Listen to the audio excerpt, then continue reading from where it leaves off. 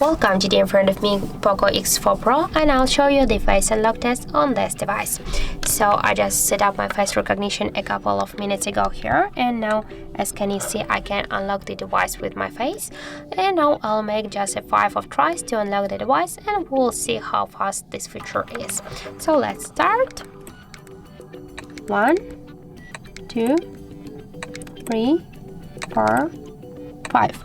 So as can you see, the face unlock method works really fast. We can just unlock the device less than in 1 or just think less than in half of seconds. So that's really good result for the face unlock feature.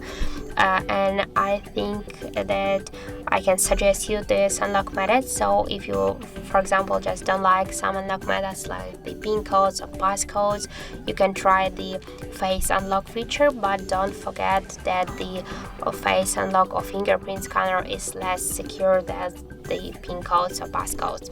So that's it. Thank you for watching, and if you find this video helpful, don't forget to leave a like, comment and to subscribe our channel.